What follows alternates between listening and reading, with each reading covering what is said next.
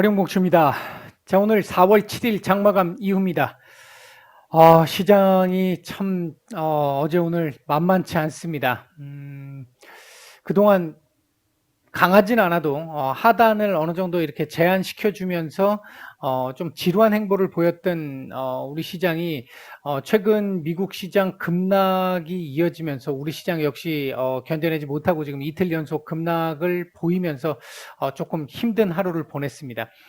오늘 시장 하락에 가장 큰 역할을 했던 부분이라고 한다면, 그러니까 이 원인이라고 한다면, FOMC 의사록 공개에서 나온 내용, 오늘 뭐 우리 시장만 이렇게 떨어진 게 아니라 지금 아시아 시장 전체적으로 다 밀렸기 때문에 아마도 제가 볼 때는 FOMC 의사록의 영향이 1차적으로 베이스를 깔고 있지 않나 일단 생각을 하고 있는데요.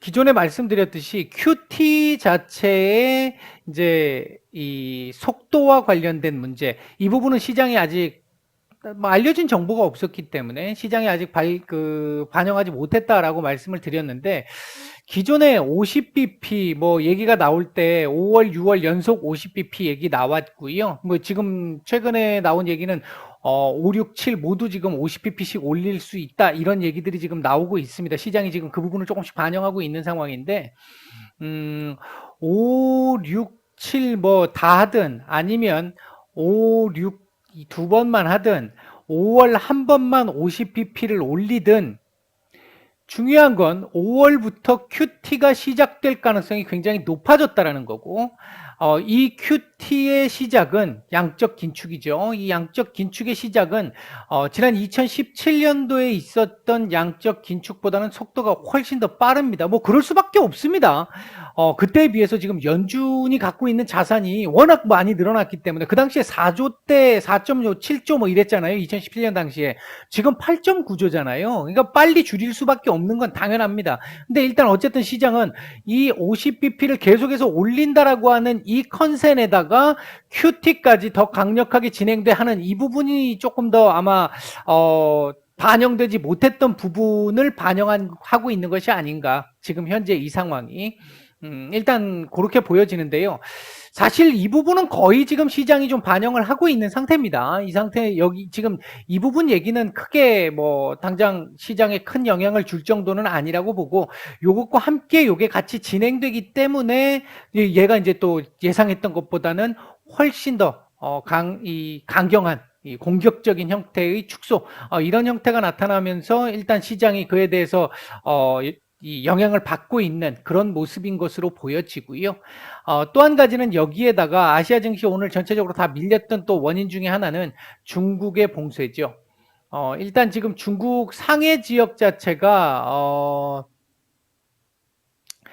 확진자 수가 지금 계속해서 급증하고 있는 상태고, 이에 따라서 이 봉쇄 기간이 또 훨씬 더 지금 길어지고 있잖아요. 계속 이렇게 되다 보니까 공급망 이슈가 또다시 불거질 수 있는 이런 상황이 지금 나오고 있고, 여기에 상해 지역, 특히 이 물류 창고라고 하는 이 상해 지역이 봉쇄가 됨에 따라서 물류란까지 같이 진행될 거에 대한 어떤 우려감, 오늘 뭐 나왔던 얘기를 이제 얘기들 중에 하나를 보게 되면 지금 봉쇄 기간이 길어지기 시작을 하면서 중국 같은 경우에 이거 이후에 일단 뭐 해제를 해서 정상적으로 돌린다 하더라도 이거 완전 정상으로 돌아오는 데까지 6개월 이상 걸릴 수 있다, 뭐 이런 얘기도 오늘 뭐 따로 나오는 그런 모습들이 좀 있었다 보니까 아무래도 그런 부분에 대한 영향이 조금 있었던 것으로 보여집니다.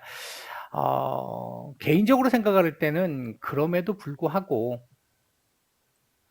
지금 이 자리에서부터 지금 내려온 건데, 2730, 요건 뭐 오늘 그 매파적 연준의 상황을 감안을 해서 본다라고 한다면 요건 오늘 장중 뭐 이탈 가능성이 있었다 하더라도 2700을 내준 건 사실 좀 개인적으로는 예상을 못했던 부분입니다. 2700을 혹시 보더라도 딱 찍고 바로 반등이 나오지 않겠나라고 생각을 했었는데, 워낙 오늘 외국인들의 매도가, 외계인들의 매도가 워낙 오늘 강했습니다. 오늘 2조 이상 매도가 나왔는데요. 막판에 조금 주워 담았네요. 선물에서. 막판에 조금 주워 담아도 2조입니다. 오늘 일단 외국인들 매도가 2조예요. 그러니까 이렇게 매도가 많이 나오고 있고, 기관들도 이 현물 쪽에서 매도가 조금 많이 나오다 보니까 아무래도 지수에 부담을 좀 많이 줬던 것으로 보여지는데, 글쎄요, 오늘 미국 시장이 약간 뭐 반등 가능성은 좀 있다고 봅니다. 오늘도 연준 위원들 발언들이 좀 많이 있는데, 뭐 연준 위원들의 발언은 이제는 약발을 크게 받지 않을 가능성이 높습니다. 나올 얘기 뻔합니다. 공격적인 얘기. 그동안 시장에서 계속해서 반영했던 얘기들이죠.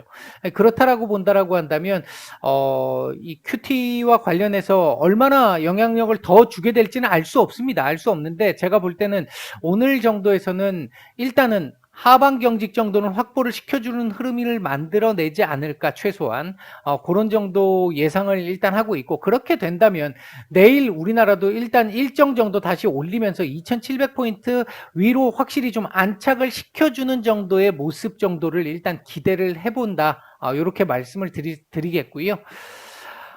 좀 아쉽긴 많이 아쉽습니다. 개인적으로도.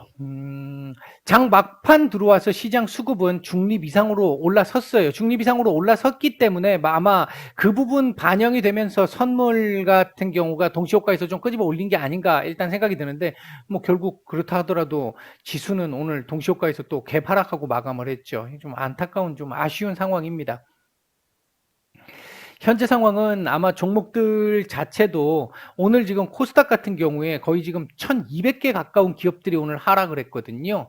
뭐 굉장히 좋지 않았는데, 이게 지금 하락하는 종목들이 뭐 어떤 기업 자체에 문제가 있거나 어떤 뭐 악재가 있거나 이런 부분들 때문에 내린 종목들은 어쩔 수 없겠습니다만, 그렇지 않고 대부분의 종목들은 시장이 이렇게 투심이 좋지 않은 가운데 시장이 이렇게 밀리고 외계인들이 이렇게 판이기 때문에 밀리는, 수동적으로 시장 밀리면서 같이 또 조금 밀리고 버티다가 밀리고 이런 형태의 종목들이 굉장히 많습니다. 굉장히 많은데, 얘네들은 시장이 돌려주면 일정 이상의 회복을 바로 할 거예요. 할 거라고 보는데, 일단 그 부분을 좀 지켜봐야 될 것 같고요. 오늘 움직였던 섹터들이라고 하면은 섹터라고 얘기하기가 부끄러울 정도의 상황인데, 오늘 KG그룹이나 일진그룹, 오늘 뭐 지금 이거 지금 쌍용차 뭐 엮여가지고 쌍용차 엮인 애들 외에는 오늘 뭐 거의 이 좋지 않았다. 아픔이 파도를 쳤다. 이렇게 볼 수 있을 것 같습니다. 오늘 뭐 전체적으로 메타버스, NFT, 게임, 뭐 영상 컨텐츠, 뭐 이런 기존의 우리 메타버스, AR, VR 이런 섹터들이 오늘 조금 많이 떨어졌어요. 오늘 하락을 주도를 했고요.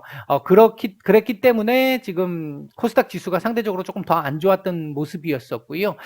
그나마 조금 다행스러웠던 것은 반도체 섹터가 오늘 LG전자도 오후장에 막판에 실적을 발표했는데 서프라이즈가 나왔죠. 상당한 서프라이즈였습니다. 삼성전자에 이어서 LG전자도 서프라이즈가 나왔다.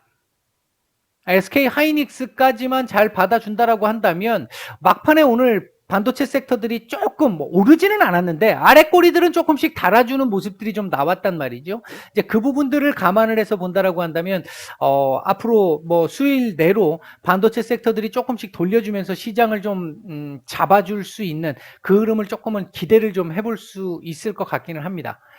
오늘 외국인들 매수했던 종목들 보게 되면 이게 참 안 좋은 거죠. 이게 코덱스 이런 거 외국인들 매수가 많이 들어왔다. 이건 별로 좋은 그림은 아니고요.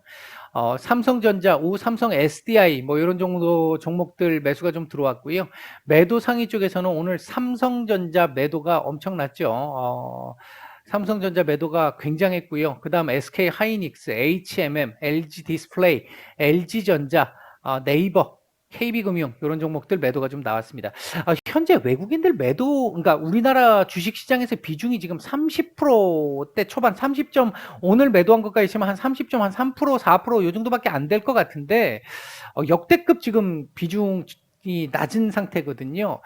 이러면 뭐 어느 시점쯤 우리가 지금 뭐 조금 뭐 불리한 여건에 있는 건 분명히 맞긴 맞는 게 글로벌 경제가 조금 침체된다든지 뭐 중국 쪽이 좀 침체가 좀 된다든지 이렇게 된다라고 한다면 수출이 부진할 수 있기 때문에 그럴 수는 있겠습니다만, 그럼에도 불구하고 그 얘기가 지금 지난 1분기에도 그 얘기가 있었었고 작년에도 그 얘기가 있었잖아요. 우리 시장에 있었는데 결국은 실적으로 보여주고 있는데, 그럼에도 불구하고 외계인들 계속 팔면서 시장을 자꾸 누르고 있다는 건 좀 개인적으로는 좀 많이 아쉽고 안타깝습니다.